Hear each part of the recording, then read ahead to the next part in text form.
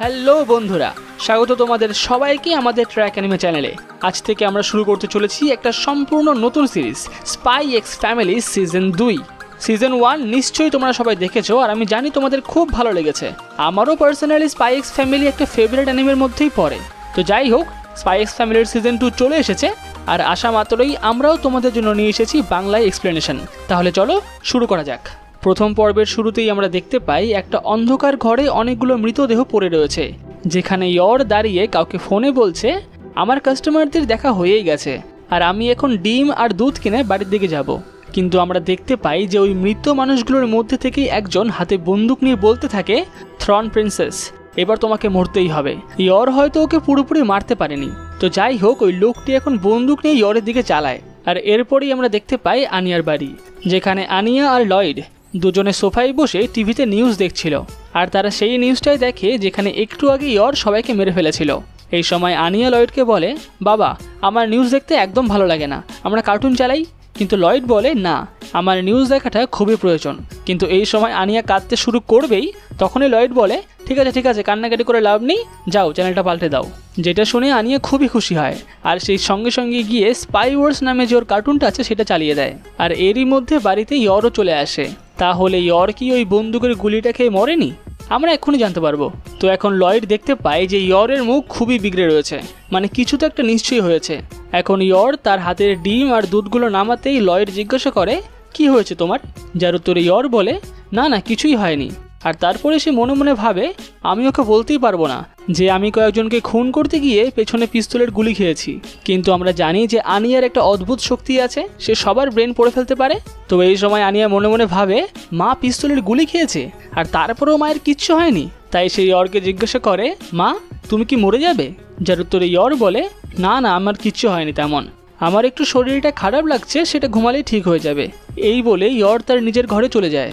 কিন্তু এখন আবার লয়েডের মাথায় চাপ বেড়ে যায়। সে ভাবে, আমি কি ইয়রকে ওই সমস্ত জিনিসগুলো দোকান থেকে আনতে বললাম বলে ইয়রের মুড খারাপ হয়ে গেল? আর ইয়র যদি এখন আমাকে ছেড়ে চলে যায় তাহলে তো আমার মিশন পুরো ফেল হয়ে যাবে। আমাকে এটার কিছু করতেই হবে। দেখি, রাতের মধ্যে হয়তো ওর মুড ঠিক হয়ে যেতে পারে।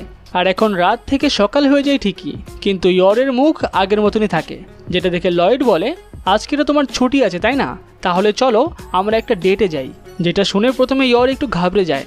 তারপরে লয়েড বলে, হ্যাঁ, তুমি এই ফ্যামিলিতে অনেক কাজ করো, কিন্তু আমি তোমাকে নিয়ে তেমন ঘুরতেও যাইনি কোনোদিনও। তাহলে চলো, আজকে যখন তোমার ছুটি আছেই তাহলে আমরা একটু ঘুরেই আসি। আর এই সময় ইয়রের মনে পড়ে তার বান্ধবীরা বলাবলি করছিল যে কে কীরকম ডেটে যায়। আর তারপরে তারা ইয়রকেও জিজ্ঞাসা করে, তুমি কীরকম ডেটে গেছো? তখন ইয়র বলে, ডেট না, আমি ডেটে যাইনি কোনোদিনও। আর সেটা শুনে তার বান্ধবীরা তাকে বলে, কি, তোমার বিয়ে হয়ে গেছে আর তুমি এখন একটা ডেটে যাওনি? এরকম তো হতে পারে না। আর এটা শুনে ইয়র ভাবে যে তার একবার ডেটে যাওয়ার দরকার, না হলে বাকিরা হয়তো তার বিয়ে নিয়ে সন্দেহ করতে পারে। আর এই সমস্ত ভাবাকেলেনি লয়েড তাকে বলে, সে তুমি যদি যেতে না চাও তাহলে কোনো ব্যাপার না। কিন্তু ইয়র বলে, না আমি যাবই, এই ডেটের থেকে আমি অনেক কিছু শিখতে পারবো। যেটা শুনে লয়েড একটু হতাশ হয়। সে বলে, ডেটে থেকে আবার কি শেখার আছে? যাই হোক, এরপরে ইয়র চলে যায় তার নিজের ঘরে তৈরি হতে। আর এতক্ষণে আনিয়াও ঘুম থেকে উঠে বেরিয়ে আসে। সে বলে, ডেট, আমিও যাব। যার পরে লয়েড তাকে বলে যে না, এটা শুধুমাত্র তাদের দুজনের ডেট, এখানে আনিয়া যেতে পারবে না। আর এরপরে দেখা যায় যে ইয়র আর লয়েড দুজনেই রেডি হয়ে ঘরের বাইরে দাঁড়িয়ে আছে। আর লয়েডের যে বন্ধুটা ছিল, মানে ওই পার্টনার বলা যায় আর কি, ফ্র্যাঙ্কি, সে তাকে ডেকে নিয়ে আসে তার বাড়িতে আনিয়াকে দেখার জন্য। কিন্তু এই সময় ফ্র্যাঙ্কি তাকে ডেকে বলে, আমাকে কিন্তু এই সমস্ত কাজ করার জন্য রাখা হয়নি। যার উত্তরে লয়েড বলে, আনিয়াকে তো আর আমি একা বাড়িতে রেখে যেতে পারবো না, তোমাকে থাকতেই হবে। আর তুমি বলছিলে না তুমি নতুন কি একটা কিনবে, এই নাও একটা চেক। আর এখন টাকা দেখে ফ্র্যাঙ্কি আর কিচ্ছু বলে না, সে রাজি হয়ে যায় আনিয়ার সাথে বাড়িতে থাকার জন্য। আর এখন লয়েড এসে ইয়রকে বলে, চলো তাহলে আমরা বেরোই। এই বলে লয়েড তুড়ি বাজাতে সেখানে একটা গাড়ি চলে আসে। আর তারপরে সে তার টুপি খুলে ইয়রের দিকে হাত বাড়িয়ে দেয়। আর সে ভাবতে থাকে সে রাতের বেলার মধ্যেই 862টা ডেটিং কোর্স করেছে, সে সব কিছু জানে কখন কি করার দরকার। কিন্তু ইয়র জানে সে বসতে পারবে না, বসলেই তার লাগবে। সেই কারণে সে লয়েডকে বলে, আমি হেঁটে যাওয়াটাই বেশি পছন্দ করব। আর লয়েড এই সময় পুরো হতভম্ব হয়ে যায়। সে ভাবে 862টার মধ্যে 792টা কোর্স কি তাহলে পুরোপুরি ফালতু? তো যাই হোক, এরপরে তারা দুজনে হেঁটে হেঁটেই যায়। আর তারপরেই আনিয়া বলতে থাকে, আমার বাবা আর মায়ের জন্য খুব চিন্তা হচ্ছে। সেই সময় ফ্র্যাঙ্কি বলে, অত চিন্তা করে লাভ নেই, ওনারা ঠিকই থাকবে, চলো আমরা ভেতরে গিয়ে কার্টুন দেখি। কিন্তু আনিয়া এই সময় মনে মনেই ভাবে এই পৃথিবীর শান্তি মিশনের জন্য তাকে বাবা আর মাকে ফলো করতেই হবে। তাই সে ফ্র্যাঙ্কিকে ডেকে বলে সে বাবা মাকে ফলো করতে চায়, যেটা শুনে ফ্র্যাঙ্কিও রাজি হয়ে যায়, বলে এটা নিশ্চয়ই খুব মজাদার হবে, চলো তাহলে যাই। কিন্তু তোমার বাবা খুবই চালাক, তাই আমাদেরকে কিছু ভালো প্ল্যান করতে হবে, চলো আমরা প্রথমে নিজেদের রূপ পাল্টে নিই। আর এরপরেই তারা দুজনে অন্য পোশাক আশাক আর মুখোশ পরে চলে আসে। আর এবার ফ্র্যাঙ্কি আবার আনিয়াকে জিজ্ঞাসা করে এইভাবে বাড়িটা একা রেখে যাওয়া কি ঠিক হবে? যার উত্তরে আনিয়া বলে বাড়িতে কিচ্ছু হবে না, কারণ তার এজেন্ট বন্ড মানে ওই কুকুরটা বাড়ি পাহারা দিচ্ছে। আর এছাড়াও সেখানে তার দুটো পুতুল সিনমেরা আর পেঙ্গুইনও আছে, যারা বাড়িটাকে পাহারা দিয়ে রাখবে। আর এরপরেই আমরা দেখতে পাই তারা রাস্তার পাশের একটা দেয়ালের পেছন থেকে লয়েডকে দেখছে। আর সেই সময় ফ্র্যাঙ্কি বলছে, লয়েড তুমি কি করে এত মেয়ে পটাও সেটা আজকে আমিও দেখে নেব। আর আনিয়া এই সময় ভাবতে থাকে তার কাছ থেকে বাবা আর মা অনেকটা দূরে, তাই সে তাদের ব্রেন পড়তে পারছে না। অন্যদিকে লয়েড এতক্ষণে বুঝে গিয়েছিল যে আনিয়া আর ফ্র্যাঙ্কি তাদেরকে ফলো করছে, তাই সে ভাবে এরা আবার এগুলো কেন করতে যাচ্ছে, ফালতু ফালতু আবার ঝামেলা বাড়াচ্ছে। যাই হোক, আজকের দিনটা আমাকে ইয়র্কেই দিতে হবে। আর এরপরে সে ইয়র্কে শপিং করতে নিয়ে যায়। আর সেখানে একটা সুন্দর ড্রেস, একটা শার্ট আর প্যান্ট দেখিয়ে সেটা ইয়র্কে পরতে বলে। কিন্তু ইয়র্ক বুঝতে পারে যে ওরকম একটা টাইট প্যান্ট পরলে তার আরও লাগবে, তাই সে বলে না এসব আমি পরবো না।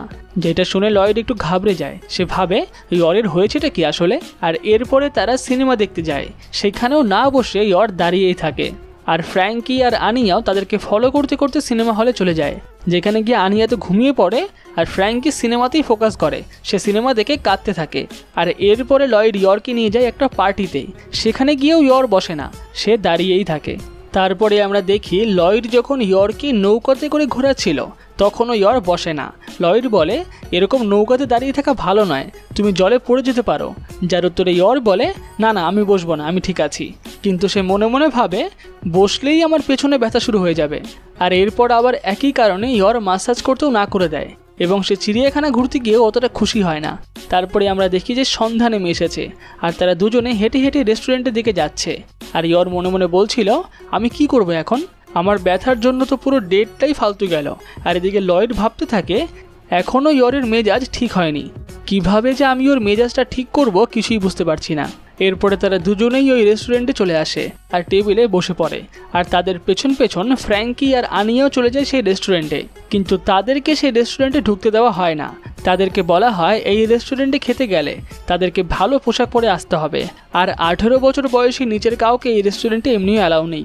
এটা শোনার পরে তারা দুজনেই ওখান থেকে চলে যেতে থাকে। তখনই আনিয়া শুনতে পায় একটা ছেলের কথা, যে ছেলেটা ইয়রকে দেখে চিনতে পেরে যায় এবং মনে মনে বলে ইয়র এটা তো সেই মেয়েটাই যে কালকে আমাদেরকে অ্যাটাক করে আমাদের পুরো দলকে মেরে ফেলেছিল। শুধুমাত্র সৌভাগ্যবশত আমি ওখান থেকে বেঁচে গেছি, কিন্তু ও যদি এখানে আমাকে দেখতে পায় তাহলে তো সে আমাকেও মেরে ফেলবে, তাহলে আমাকে তার আগে কিছু করতে হবে। আর এই ছেলেটার মাইন্ড পড়ে আনিয়া খুবই ভয় পেয়ে যায় আর ফ্র্যাঙ্কিকে বলে আমি এখন বাড়ি যাব না। ফ্র্যাঙ্কি জিজ্ঞাসা করে কেন, কি হয়েছে? তখন আনিয়া বলে আমার বাবা মা বিপদের মধ্যে আছে, আমাদেরকে এই রেস্টুরেন্টের ভেতরে যেভাবেই হোক যেতে হবে। এটা শোনার পরে ফ্র্যাঙ্কি মনে মনে ভাবে এত ছোট একটা মেয়ে বাবা মায়ের জন্য এত চিন্তা করছে। এরপরেই আমরা দেখতে পাই যে ফ্র্যাঙ্কি আর আনিয়া লুকিয়ে লুকিয়ে চিমনির মধ্যে দিয়ে রেস্টুরেন্টের ভেতরে ঢুকে গেছে। অন্যদিকে একজন ওয়েটার এসে লয়েড আর ইয়রকে জিজ্ঞাসা করে আপনারা কি খাবার আগে কোনো ড্রিঙ্ক নিতে চান? যার উত্তরে ইয়র বলে হ্যাঁ অবশ্যই, তুমি একটা ককটেল নিয়ে আসো। আর এরপরে সেই ওয়েটার তাদের জন্য ড্রিঙ্ক আনতে চলে যায় এবং লয়েড বলে এই রেস্টুরেন্টে একটা মাছ পাওয়া যায় আমি শুনেছি, যেটা খুবই বিষাক্ত হয়, কিন্তু ওটাকে ঠিকমতো রান্না করতে পারলে ওটার স্বাদ নাকি খুবই ভালো, তাহলে আজকে আমরা ওটাই টেস্ট করব। যার উত্তরে ইয়র বলে হ্যাঁ ঠিক আছে। আর এরপরেই আমরা দেখতে পাই যে ছেলেটা ইয়রকে মারার প্ল্যান করছিল সে ওই মাছেরই রক্ত ইয়রকে গ্লাসে করে দিয়ে দেয়, কারণ যেহেতু ওটা একটা বিষ সে ভাবে যে ওটা খেলে ইয়র নিশ্চয়ই সঙ্গে সঙ্গেই মারা যাবে। আর তাই সে ড্রিঙ্কটা বানিয়ে অন্য একটা ওয়েটারকে দিয়ে সেটা তাদের টেবিলে পাঠিয়ে দেয়। আর অন্যদিকে ফ্র্যাঙ্কি আর আনিয়া দুজনেই লুকিয়ে লুকিয়ে ঢুকছে।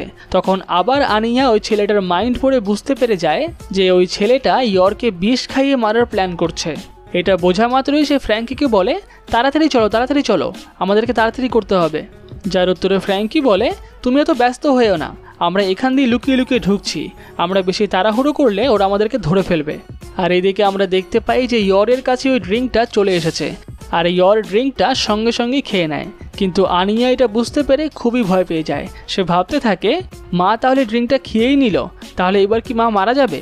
আর এদিকে ওই ছেলেটা পর্দার পেছন থেকে লুকিয়ে লুকিয়ে দেখতে থাকে আর মনে মনে বলতে থাকে থ্রন প্রিন্সেস এবার তুমি শেষ। এদিকে ওই ড্রিঙ্কটা খাওয়ার পরে ইয়র বুঝতে পারে যে তার শরীরে কিছু একটা শুরু হয়েছে এবং তার কিছুক্ষণের মধ্যে সে লক্ষ্য করে তার ব্যথাটা আর নেই। সে এখন ভালোভাবে বুঝতে পারছে, মানে বিষ তো কোনো কিছু কাজ করেইনি, বরঞ্চ তার শরীর ঠিক হয়ে গেছে। তাই সে এখন খুবই আনন্দিত হয় আর লয়েডকে বলে আমার এখন খিদে পেয়েছে, তাড়াতাড়ি আমাদের খাবারটা নিয়ে আসতে বলো। ইয়রকে খুশি দেখে লয়েড মনে মনে ভাবে ইয়রের মেজাজ হঠাৎই ঠিক হয়ে গেল, তার মানে ড্রিঙ্কটা নিশ্চয়ই খুবই ভালো ছিল। কিন্তু পর্দার পিছনে ওই ছেলেটা ভাবে এই কেমন মেয়ে রে, বিষ খাওয়ার পরেও মরল না। আর আনিয়াও এই কথা ভেবেই অবাক হয়ে যায় যে তার মা বিষ খাওয়ার পরেও মরল না। এরপরে আমরা দেখি লয়েড এবং ইয়র তারা দুজনেই খুব আনন্দের সঙ্গে তাদের খাবারগুলোকে উপভোগ করতে থাকে। আর ওদিকে পর্দার পিছন থেকে ওই ছেলেটা মনে মনে বলতে থাকে এই বিষে যখন কিছু হলোই না, তাহলে আমাকে অন্য কিছু করতে হবে। স্টোরেজে যে সমস্ত জিনিসগুলো পড়ে আছে সেগুলো দিয়ে আমাকে বোম বানাতে হবে এবং সেটা দিয়ে আমি ওকে মারবো। আর তার এখন এই ভাবনা চিন্তাগুলো আনিয়াও বুঝতে পেরে যায়, তাই সে ছেলেটাকে আটকানোর জন্য একাই চলে যায়। ওই ছেলেটা দৌড়ে দৌড়ে স্টোরেজ রুমের দিকে যেতে থাকে। ছেলেটা দৌড়াতে দৌড়াতে স্লিপ খেয়ে পড়ে যায়। পড়ে যাওয়ার পরেই বুঝতে পারে যে এখানে কেউ অলিভ অয়েল ছড়িয়ে রেখেছে, যেটা দেখে সে একটু অবাক হয়। সে ভাবে এগুলো আবার কে করলো, কিন্তু যাই হোক এখন এত কিছু ভাবার সময় নেই। এই বলেই সে স্টোরেজ রুমের দরজা খোলে আর দরজা খুলতেই দরজার সাথে দড়ি দিয়ে বাঁধা একটা গামলা তার মাথার মধ্যে পড়ে। গামলাটা মাথার উপরে পড়ার পরেই ওই ছেলেটা মাথা ধরে বসে পড়ে এবং সামনে দেখতে পায় একটা বোতল এবং সেই বোতলটা হাতে নেয়। তখনই ওই বোতলটা বোমের মতো ফেটে যায় আর এটার আওয়াজ সারা রেস্টুরেন্টে ছড়িয়ে পড়ে। এমনকি ইয়র এবং লয়েডও এই আওয়াজ শুনতে পায়। এরপর ছেলেটা চোখ খুলে দেখতে পায় যে তার সামনে অনেকগুলো বাদাম পড়ে রয়েছে। সে সেখান থেকে একটা বাদাম হাতে তুলে বলে বাদামের বোম, এরকম বোম আবার কে বানায়? তখনই তার সামনে আনিয়া এসে দাঁড়ায়, যেটা দেখে ছেলেটা মনে মনে ভাবে একটা বাচ্চা, এই বাচ্চাটাই কি এত কিছু করেছে, কি করে করলো? এরপরে আনিয়া বলে রেড সার্কাসের সদস্য, যদি তোমার এই সব মার খাওয়ার কথা মনে থাকে তাহলে আমাদের আশপাশে আর কোনোদিন এসো না আর আমাদের পরিবারের থেকেও দূরে থাকো। এটা শোনার পরে ছেলেটা অবাক হয়ে যায়। সে মনে মনে বলে এই বাচ্চাটা কি করে জানলো আমি রেড সার্কাসের সদস্য? এরপরে আনিয়া বলে এর পরের বার কিন্তু আমি আর তোমাকে ছেড়ে দেবো না, এখনও সময় আছে, একটু ভালো হয়ে যাও। এই বলেই আনিয়া ওখান থেকে চলে যায়। যেতে যেতে আনিয়া আরও বলে যায় ক্যাথারিন কি করলে খুশি হবে সেটা দেখো, এসব খারাপ কাজ বন্ধ করো। এটা শোনার পরে ছেলেটা মনে মনে ভাবে বাচ্চাটা ক্যাথারিনের ব্যাপারেও সব জানে। এরপরে ছেলেটা মাটিতে পড়ে যায় এবং শুয়ে শুয়ে বলতে থাকে থ্রন প্রিন্সেস সত্যি শক্তিশালী একজন মহিলা আর তাদের টিমে এরকম বাচ্চারাও আছে। আর এরপর সে নিজেকে নিজে বলে আমি আর কোনো খারাপ কাজ করব না, আমি এবার থেকে একটা সাধারণ জীবনযাপন করব। এরপরে আমরা দেখতে পাই লয়েড এবং ইয়র ফিরে যাচ্ছে এবং যেতে যেতে ইয়র বলছে এই রেস্টুরেন্টের খাবারগুলো খুবই ভালো ছিল, যেটার উত্তরে লয়েড জানায় হ্যাঁ তুমি ঠিকই বলেছ। এবং লয়েড মনে মনে ভাবতে থাকে যাক তাহলে ফাইনালি ইয়রের মেজাজটা ভালো হয়ে গেছে। আর এদিকে আনিয়া এবং ফ্র্যাঙ্কি লুকিয়ে লুকিয়ে ওদের দুজনের কথা শুনছিল।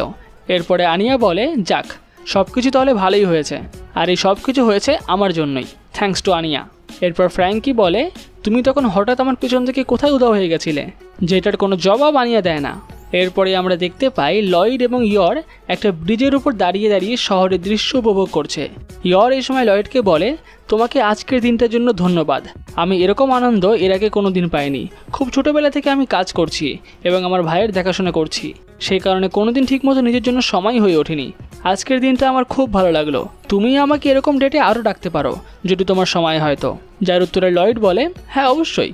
আর এর পরের দিন সকালেই আমরা দেখতে পাই ইয়রের মেজাজ আবার খারাপ হয়ে গেছে, কারণ যেই বিষটা খেয়ে ইয়রের ব্যথাটা একটু কমেছিল সেটার প্রভাব এখন শেষ হয়ে গেছে, তাই তার পেছনে এখন আবার ব্যথা শুরু হয়ে গেছে। ইয়রের মেজাজ খারাপ দেখে লয়েড মনে মনে ভাবে মেয়েদের বুঝতে পারাটা বেশ জটিল ব্যাপার। আর এই জটিল ব্যাপারের সাথেই স্পাই এক্স ফ্যামিলি সিজন 2 এর পর্ব 1 এখানেই শেষ হয়। তাহলে এরপরে লয়েড কি করবে আর আনিয়াও কি পারবে ওই ডেজমন্ডের ছেলের সাথে বন্ধুত্ব করতে? আমরা জানতে পারবো পরের পর্বগুলোতে, তাই চ্যানেলটাকে অবশ্যই সাবস্ক্রাইব করে নিও। আর এই পর্বটা তোমাদের কেমন লাগলো সেটাও আমাদেরকে কমেন্ট করে অবশ্যই জানিও।